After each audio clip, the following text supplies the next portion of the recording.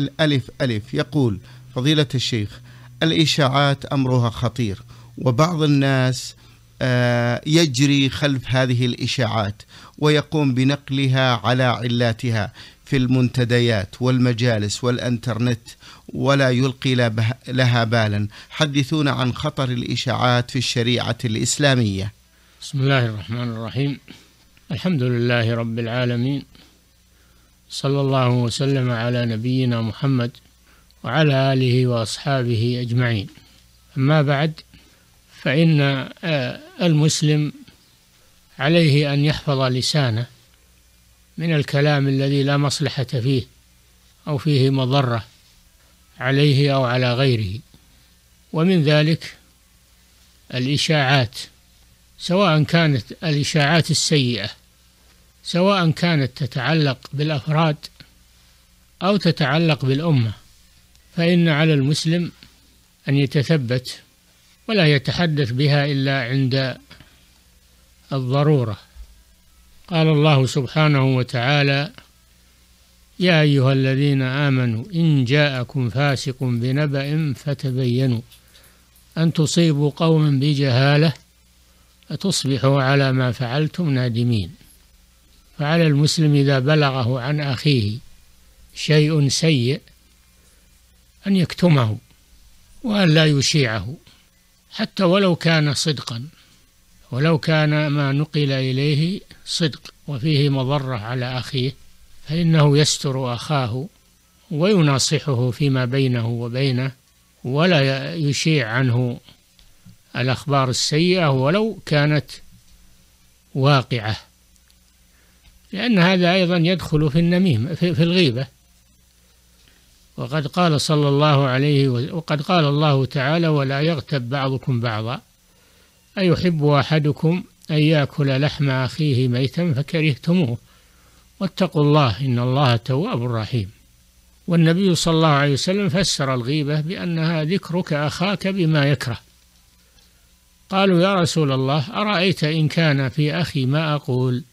قال: إن كان فيه ما تقول فقد اغتبته، وإن لم يكن فيه ما تقول فقد بهته، يعني كذبت عليه بالبهتان، فأنت آثم على كل حال، سواء كان فيه ما تقول أو ليس فيه ما تقول، لأنك لا تخرج إما عن الغيبة وإما عن الكذب، وكلاهما جريمة. هذا في حق الأفراد، وكذلك في حق المجتمع، حق الأمن، ما يخل بالأمن. فعلى المسلم أن يكتم ما يسمع من الأحداث ومن الإشاعات، ولا يخوف الناس بها أو يروجها بين الناس. هذه طريقة المنافقين، هم الذين يتصيدون الإشاعات ويشيعونها ليروعوا المسلمين ويضعفوهم. قال تعالى: لو خرجوا فيكم ما زادوكم إلا خبالا ولا أوضعوا خلالكم يبغونكم الفتنة وفيكم سماعون لهم والله عليم بالظالمين. وقال تعالى: إن الذين يحبون أن تشيع الفاحشة في الذين آمنوا لهم عذاب أليم. هذا وعيد شديد. فالمسلم لا يكون مروجا للإشاعات والأخبار السيئة التي تروع المسلمين. وإذا كان هذا الخبر أو هذا الحدث على المسلمين منه خطورة ويحتاج إلى علاج، فليس علاجه بنشره بين الناس الذين لا يملكون له العلاج، وإنما هذا يرجع فيه إلى أولي الأمر، يرجع فيه إلى أولي الأمر ليعالجوه ويدرأوا خطره. قال تعالى: وإذا جاءهم أمر من الأمن أو الخوف أذاعوا به ولو ردوه إلى الرسول وإلى أولي الأمر منهم لعلمه الذين يستنبطونه منهم ولولا فضل الله عليكم ورحمته لاتبعتم الشيطان إلا قليلا.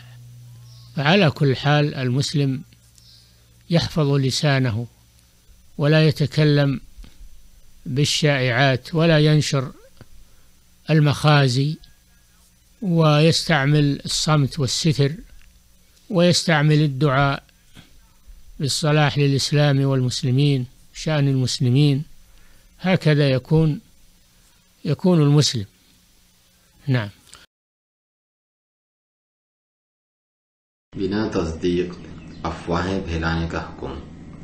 فضیلت الشیخ صالح الفوزان حافظہ اللہ سے سوال ہوا، افواہوں کا معاملہ بہت خطرناک ہے، بعض لوگ ان افواہوں کے پیچھے لگتے ہیں اور وہ انہی کی طرح کے وسائل نشر جیسے فورمز، مجالس اور انٹرنیٹ پر نقل کرنا شروع کر دیتے ہیں اور اس کی کوئی پرواہ ہی نہیں کرتے۔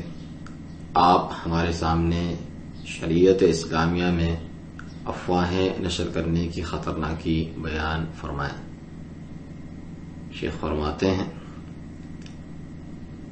کہ بلا شبہ ایک مسلمان کو چاہیے کہ وہ اپنی زبان کی حفاظت کرے، کوئی ایسی بات کہنے سے کہ جس میں کوئی مصلحت نہ ہو یا جس میں نقصان ہو، خود اس کے لیے یا کسی دوسرے کے لیے۔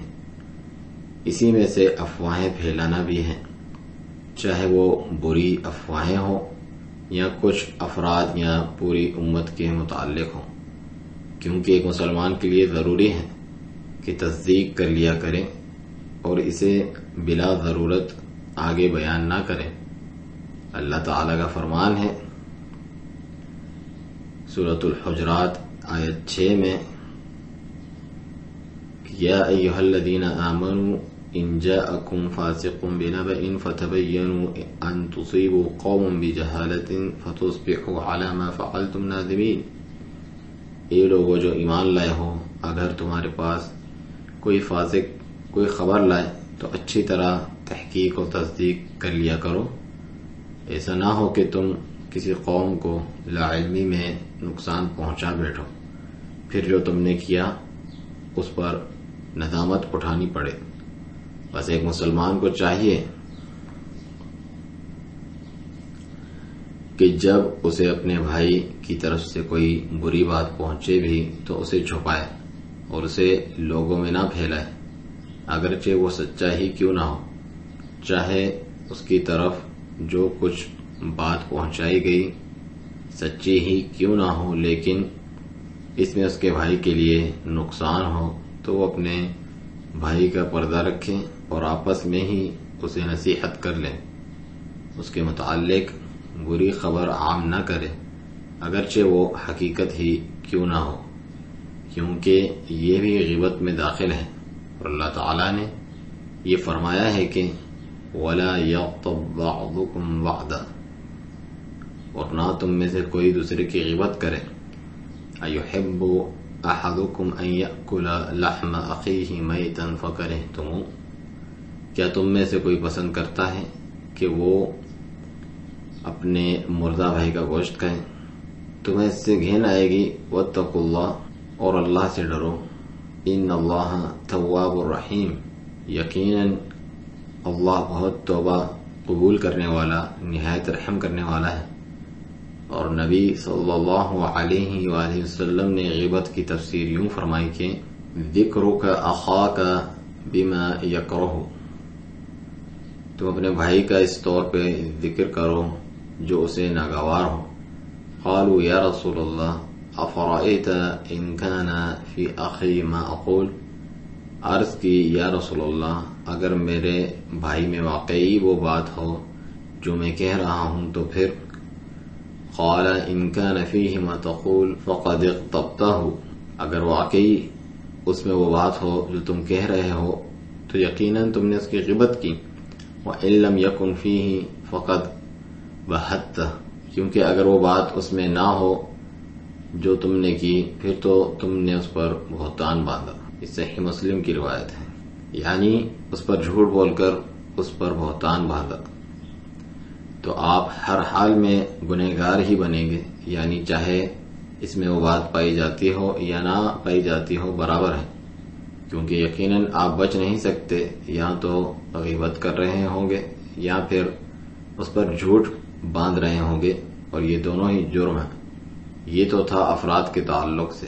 اسی طرح سے معاشرے کے بارے میں، امن و امان کے بارے میں کہ جس سے امن میں خلل آئے تو اس مسلمان کو چاہیے حادثات اور خبروں کو چھپائے، لوگوں کو ان سے خوفزدہ نہ کرے یا انہیں لوگوں میں رواج دیتا پھرے. یہ تو منافقوں کا طریقہ ہے.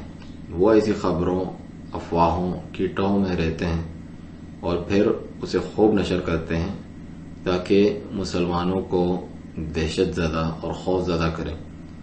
اللہ تعالیٰ کا فرمان ہے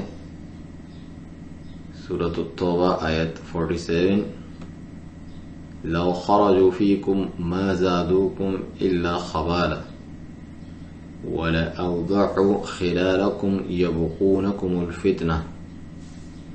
اگر وہ تم میں مل کر نکلتے بھی تو خرابی کے سوا تم میں کسی چیز کا اضافہ نہ کرتے اور ضرور تمہارے درمیان فتنہ انگیزی کے لیے بھاگ دوڑ کرتے. وَفِيكُمْ سَمَّاعُونَ لَهُمْ، اور تم میں کچھ ان کی باتیں کان لگا کر سننے والے جاسوس ہیں. وَاللَّهُ عَلِيمٌ بِالظَّالِمِينَ، اور اللہ ان ظالموں کو خوب جاننے والا ہے. اور فرمایا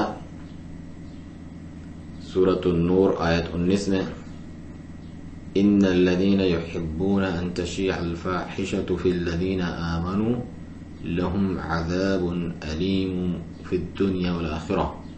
بے شک جو لوگ پسند کرتے ہیں کہ ان لوگوں میں بے حیائی پہلے جو ایمان لائے ہیں، ان کے لیے دنیا اور آخرت میں دردناک عذاب ہے. یہ نہایت ہی شدید وعید ہے. بس ایک مسلمان ایسی افواہوں اور بری خبروں کو پھیلانے والا نہ بنے کہ جو مسلمانوں کو خوف زدہ کرے. اگرچہ اس خبر کا یا حادثے کا مسلمانوں کو خطرہ ہو اور اس کے علاج کی ضرورت ہو، پھر بھی اس کا یہ طریقہ نہیں کہ اسے ایسے لوگوں کے درمیان نشر کیا جائے جو اس کی کسی علاج کا اختیار ہی نہیں رکھتے، بلکہ اس میں صرف اولی الامر حکومت کے جو ذمہ داران ہیں ان کی جانب رجوع کرنا چاہیے. اولی الامر کی طرف رجوع اس لیے کہ وہ اس کا علاج کریں اور خطرے کو دور کریں. اللہ تعالیٰ کا فرمان سورۃ النساء آیت 83، وَإِذَا جَاءَهُمْ أَمْرٌ مِّنَ الْأَمْنِ أَوِ الْخَوْفِ أَذَاعُوا بِهِ، اور جب ان کے پاس امن یا خوف کا کوئی معاملہ آتا ہے وہ اس کی نشر و تشہیر شروع کر دیتے ہیں. وَلَوْ رَدُّوهُ إِلَى الرَّسُولِ وَإِلَى أُولِي الْأَمْرِ مِنْهُمْ، اور اگر وہ اسے رسول کی طرف اور اپنے اولی الامر کی طرف لوٹاتے، لَعَلِمَهُ الَّذِينَ يَسْتَنبِطُونَهُ مِنْهُمْ، تو وہ لوگ اسے ضرور جان لیتے ہیں جو ان میں استنباط کرتے ہیں، یعنی ان میں سے اس کا اصل مطلب نکالتے ہیں. وَلَوْلَا فَضْلُ اللَّهِ عَلَيْكُمْ وَرَحْمَتُهُ لَاتَّبَعْتُمُ الشَّيْطَانَ إِلَّا قَلِيلًا، اور اگر تم پر اللہ کا فضل اور اس کی رحمت نہ ہوتی تو بہت تھوڑے لوگوں کے سوا تم سب شیطان کے پیچھے لگ جاتے. بہرحال ایک مسلمان کو چاہیے کہ وہ اپنی زبان کی حفاظت کرے اور ان افواہوں کو نہ اڑاتا پھرے، نہ ہی رسوا کرنے والی باتیں پھیلائیں، بلکہ خاموشی اور پردہ پوشی کرنے پر عمل کرے اور اسلام و مسلمانوں اور ان کے معاملات کی اصلاح کی دعا کرتا رہے. ایک مسلمان کو اس طرح ہونا چاہیے.